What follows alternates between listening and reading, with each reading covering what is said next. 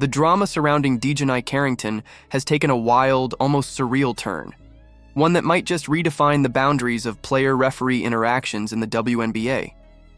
What started as a typical post-game frustration has now exploded into a full-blown controversy, complete with video footage, heated debate, and security stepping onto the court to separate a player from an official.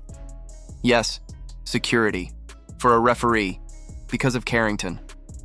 Let that sink in. The game had ended. The players were clearing the floor. Fans were gathering their belongings. The usual hum of post-game chatter filled the arena. And then, out of nowhere, it happened. Dijonai Carrington, still burning from a frustrating game, made a beeline for the referee. This wasn't some subtle side-eye or passive-aggressive headshake. This was a full-force verbal assault, sharp gestures, loud words, intense body language. You could feel the shift in energy across the arena. The referee could feel it too. He stepped back. His body language stiffened. A moment passed, then another. Then came the subtle but unmistakable hand signal. Within seconds, 2 security guards appeared sliding between Carrington and the ref, forming a wall of protection. Not for her. For him, that's when the cameras started rolling and the internet lost its mind. To understand why this moment was so explosive, you have to understand who Dijonai Carrington is and what she's become in the eyes of WNBA fans. This wasn't some isolated outburst. This was the latest chapter in a long and messy storybook of confrontational moments, emotional blow-ups, and headline-grabbing antics. Carrington first stirred national attention during that now infamous moment with Caitlin Clark, the so-called eye gouge heard round the world. A hard scramble under the basket, Carrington's hand grazed Clark's face. The replay slowed it down, amplified it, and soon it became a viral lightning rod. The league didn't suspend her, but the narrative was already locked in. Carrington, in the eyes of many, had crossed a line, and instead of letting that story fade into the background, Carrington leaned into it. She mocked Clark during games. She taunted, she danced in ways meant to provoke. Fans labeled it thuggish. Commentators said she didn't just play with an edge, she played with no filter. She seemed to revel in it, her style becoming not just aggressive, but unhinged in the eyes of critics. Fast forward to the most recent Chicago Sky versus Dallas Wings matchup. It was supposed to be a forgettable game between 2 lower-ranked teams, but the final whistle didn't bring closure, it lit a fuse. Carrington approached the ref with the intensity of someone on a mission. Not a conversation, a confrontation.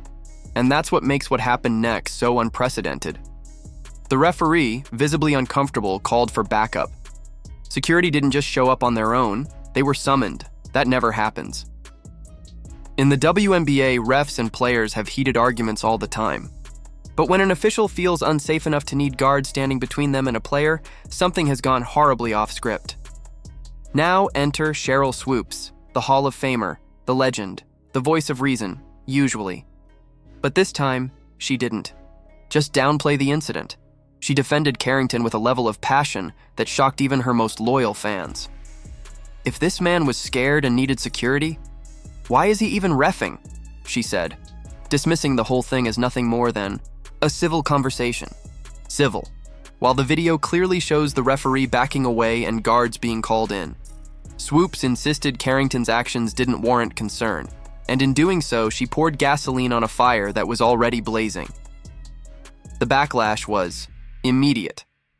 Fans and commentators started asking the obvious question, why is Swoopes, who has a track record of calling out bad behavior, now suddenly running defense for Carrington?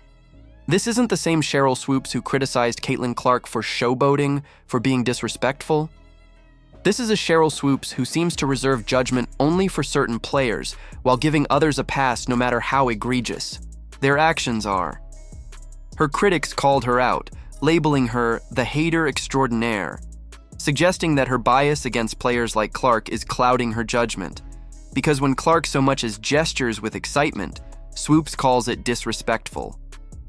But when Carrington storms a referee and forces him to call security, Swoopes calls it just a chat. The inconsistency is glaring. The double standard hard to ignore. And yet, this story is more than just a tale of one referee's discomfort or one commentator's questionable defense. It's about a pattern, a behavior that's becoming harder and harder for the WNBA to ignore. Because this isn't the first time Carrington has been in the headlines for behavior that blurs the line between passionate and problematic. Her defenders say she's emotional, that she wears her heart on her sleeve, that she's passionate about the game. That's fair.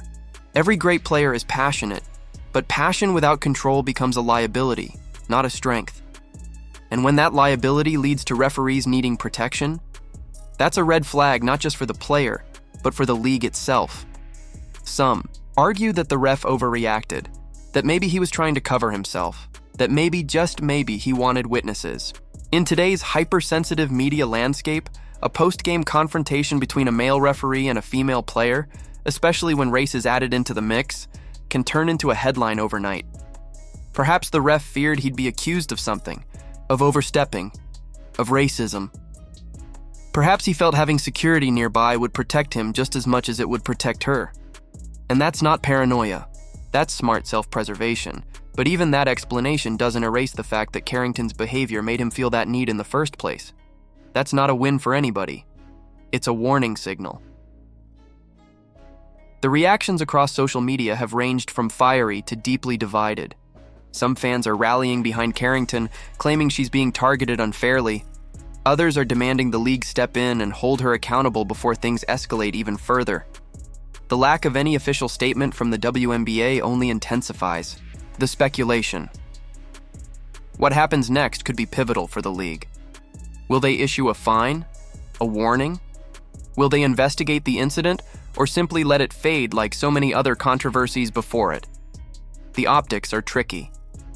The WNBA is trying to grow, trying to appeal to new fans, trying to position itself as a professional league with professional standards.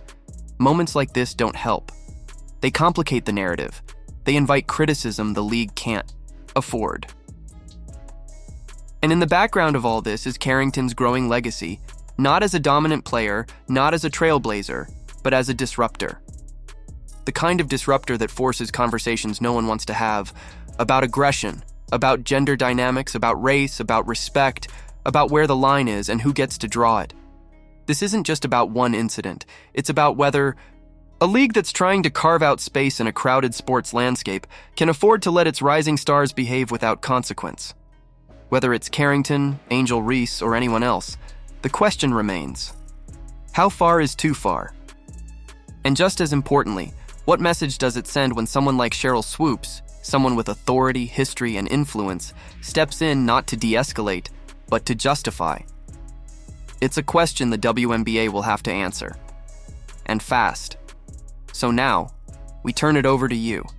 Did Carrington go too far? Should the referee have handled it differently? And what do you think about Sheryl Swoopes defending her so strongly? Is this a case of passion misunderstood, or a warning sign of deeper problems in the league? Drop your thoughts in the comments below. And if you're here for real talk, unfiltered stories, and the kind of sports commentary they don't show on TV, go ahead and hit that like button, subscribe, and turn on notifications. We've got more heat coming.